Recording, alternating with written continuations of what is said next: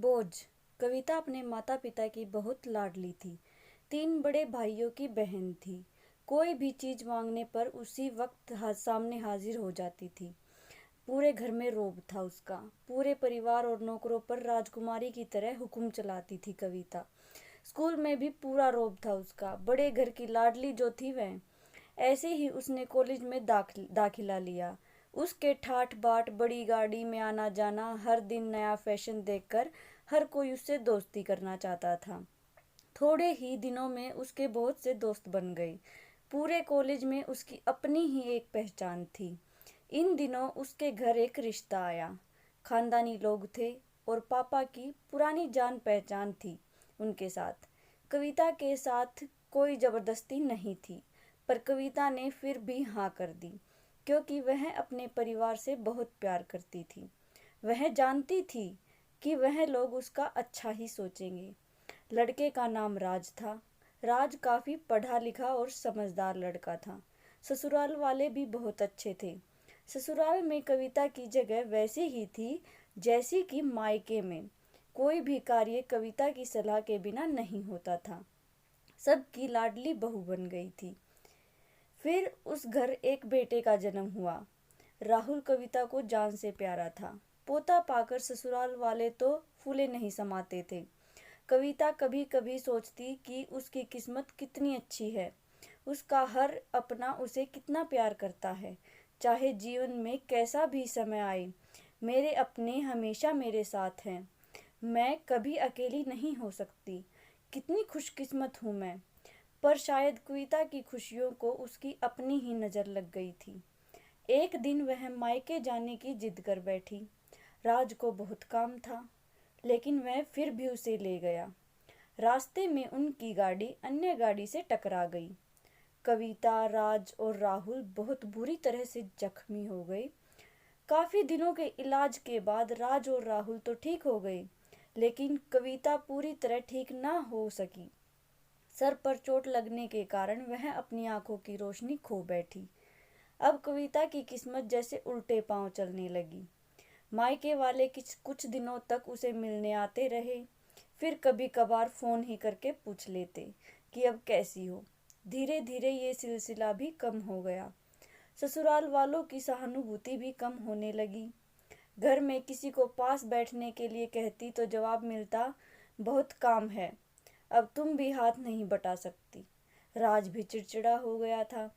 बस राहुल ही था उसके साथ, जिसके साथ हंसते खेलते उसका वक्त गुजरता।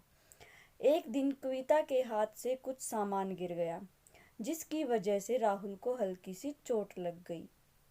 कविता के ससुर ने राहुल को उससे अलग कर दिया कि कहीं उसके ना देखने की वजह से बच्चे का कोई नुकसान ना हो जाए। कविता अंदर से टूट चुकी थी।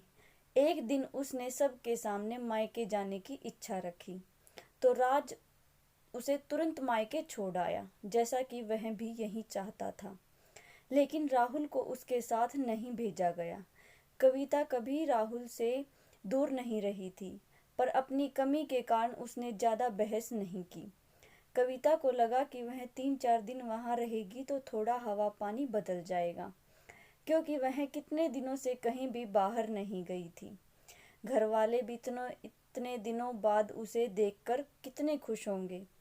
कविता के घर पहुंचने पर सब लोग बहुत खुश हुए। खाने में सब कुछ कविता की पसंद का ही बना था। उसने अपने मम्मी पापा और भाई भाभीियों से दिल खोल कर बातें की। उनके छोटे छोटे बच्चे भी बुआ के साथ घुल मिल गए थे।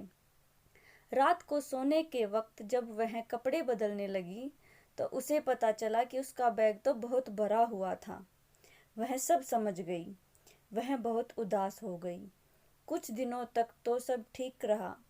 फिर जैसे सब बदलने लगा, सबका व्यवहार बदल रहा था। वह लोग जैसे थक चुके थे उससे। सब लोग घुमा फिरा कर पूछने लगे कि राज कब आ रहा है उसे ले जाने।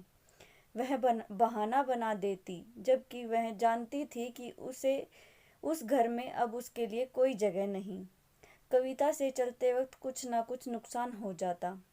थोड़ी बहुत टोका टाकी उसे सुनाई देती, वह टाल देती। एक दिन उसके हाथ से लगकर एक कीमती फूलदान टूट गया। छोटी भाभी ने बहुत हंगामा मचाया। कविता के माता पिता रोज रोज के झमेलों से तंग आ गए थे। उन्होंने राज को खुद से फोन कर दिया। राज कविता को अपने घर ले गया। कविता को अपने परिवार वालों से ये उम्मीद ना थी। जिस कविता के कहे बिना घर में एक पत्ता भी नहीं हिलता था, उस घर के लिए वह अब बोझ बन चुकी थी। राज के साथ ससुराल आते वक्त वह बहुत खुश थी, क्योंकि वह अपने घर जा रही थी, अपने जिगर के टुकड़े राहुल के पास। परंतु यह खुशी भी कुछ पल की ही थी। सारा बंदोबस्त पहले ही किया हुआ था। कविता को सीधे ऊपर वाले कमरे में पहुंचा दिया गया। राहुल से दूर रहने की सख्त चेतावनी दी गई। एक काम वाली लता को उसकी जिम्मेदारी सौंपी गई, जो उसके खाने पहनने जैसी जरूरतों का ध्यान रखती। कविता ज्यादातर चुप ही रहती। कभी कभी काम वाली लता से थोड़ा बतिया लेती। उसके जरिए राहुल का पता चल जाता। सबकी लाडली बेटी और बहू सब के लिए लाडली से बोझ बन चुकी थी। ऐसी ही और स्टोरीज के लिए प्लीज़ चैनल को लाइक, शेयर एंड सब्सक्राइब जरूर करें। Thanks for watching.